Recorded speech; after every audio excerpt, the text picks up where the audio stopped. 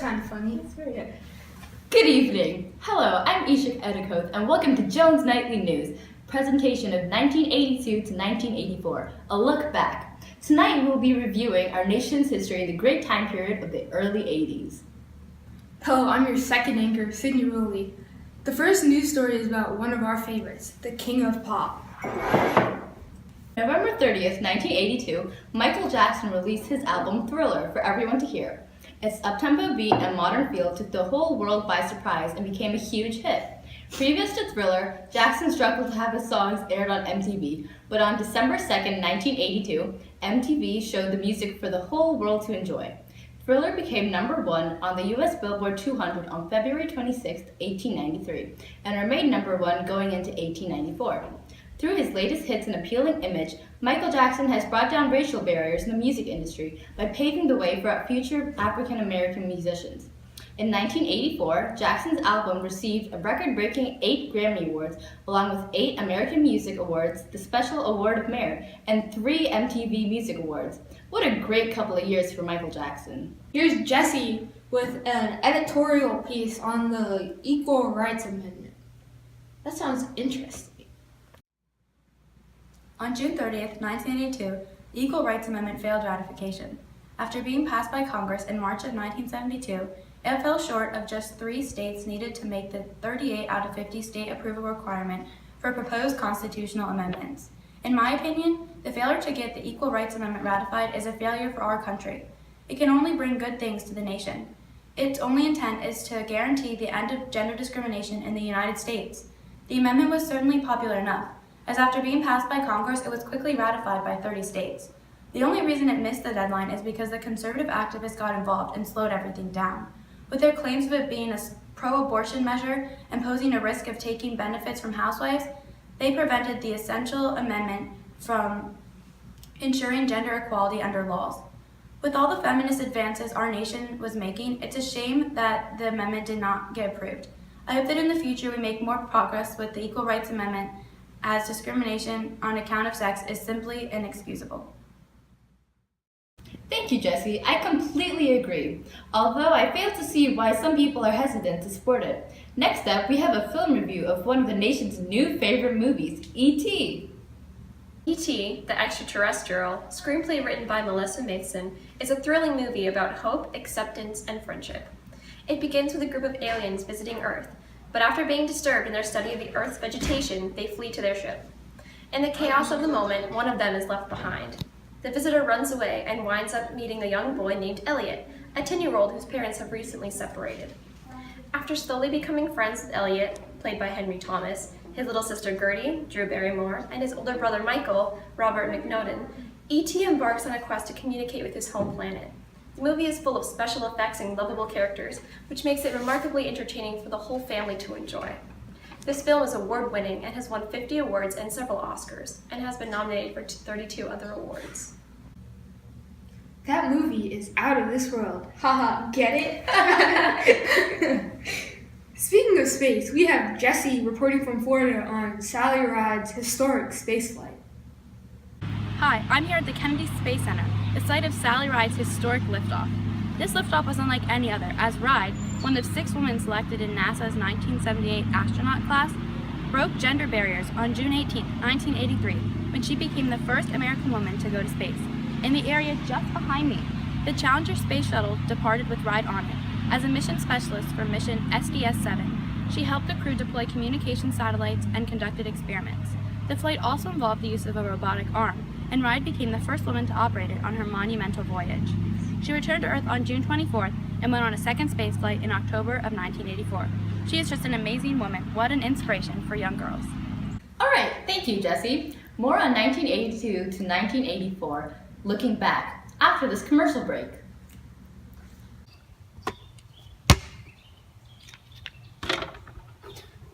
Look, I did it! Ew, your teeth are so yellow. No, they're not. Yeah. Mommy, that kid told me that my teeth were dirty. That's okay. Try Aqua Fresh toothpaste. Thanks, Mommy.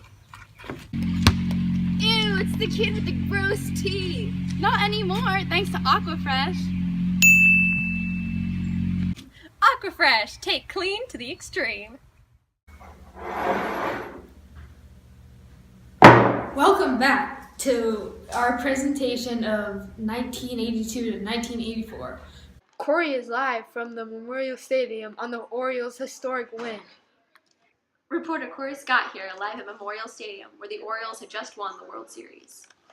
With me today is the Orioles' first-year manager, Joe Altobelli. Joe, how's it feel to bring your team to the World Series in your first year? Feels great, Corey. Thanks, Joe. Do you have any advice for any fellow baseball managers? No matter what the team does, no matter how bad they suck, don't give up on them. Give them a chance.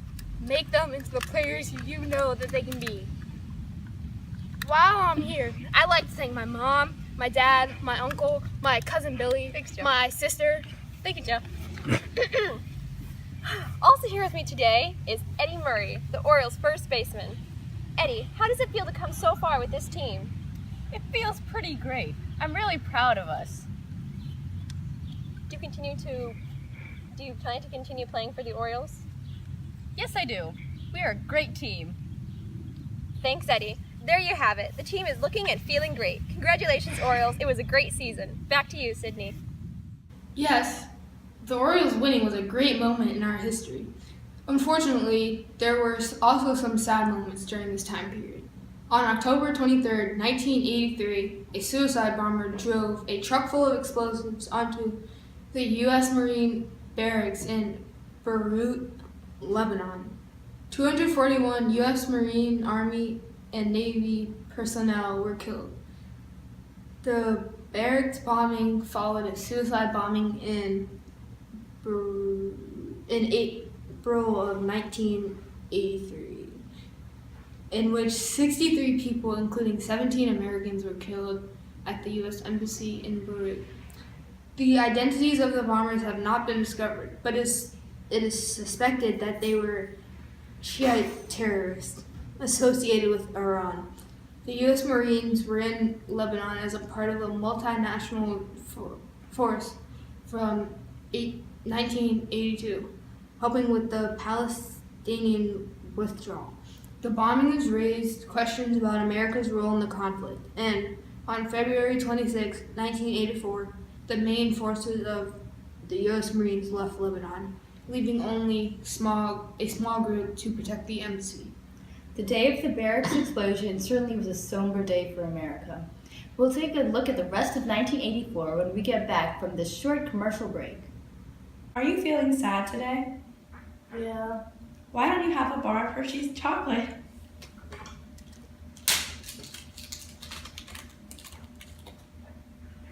Whoa! Hershey's is great!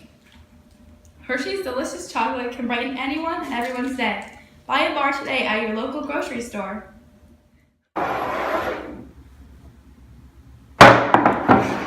Welcome back to JNN's presentation of 1982 to 1984. A look back. 1984 was a progressive year. Technology made giant strides when Apple released their first user-friendly personal computer in January of 1984. Steve Jobs was the leader of the team to release the first Macintosh. This computer is revolutionary. It can create new methods for the average consumer to navigate the programs, and has a screen size of 9 inches, 512 by 342 pixels. Along with this computer comes a new tool, the mouse. It connects the computer via a cord and helps user click on icons to run applications. Over 10,000 units were sold this year of 1984 alone. In the future, Apple plans to release a new project called the laser printer. That's groovy. The last story tonight is on Reagan's re-election. On November 6, 1984, Ronald Reagan from the Republican Party was re-elected for president. In a landslide victory, Reagan beat his opponent, former Vice President Walter F. Mondale, in both popular and electoral votes. As you can see, Reagan won the popular vote in all states except for Minnesota and the District of Columbia. Even though Reagan did poorly in his first presidential debate, he recovered in his second debate and parried all of Mondale's criticisms. For his second term, Reagan planned to extend the military and economic policies of his first term, in addition to try to limit nuclear weapons and help the less fortunate. Reagan's win was seen as a triumph not only for himself, but for the whole Republican Party. A fun fact, Reagan is the oldest man to occupy the White House. Reagan's the oldest? Wow, I didn't know that. I guess you learn something new every day. I'm Sydney Ruley. And I'm Isha Edicoke. Thanks for tuning in to JNN's Blast from the Past of 1982 to 1984. Tune in tomorrow for our next presentation, 1985 to 1987.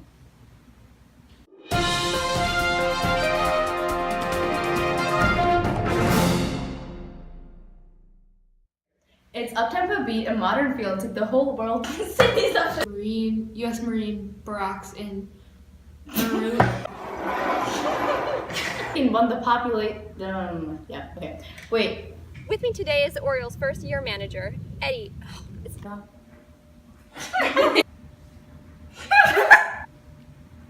Whoa! Mommy, that kind of dirt. That my teeth were dirty. Oh, honey, that's okay. Try some Aqua Fresh toothpaste. Do I go? Yeah.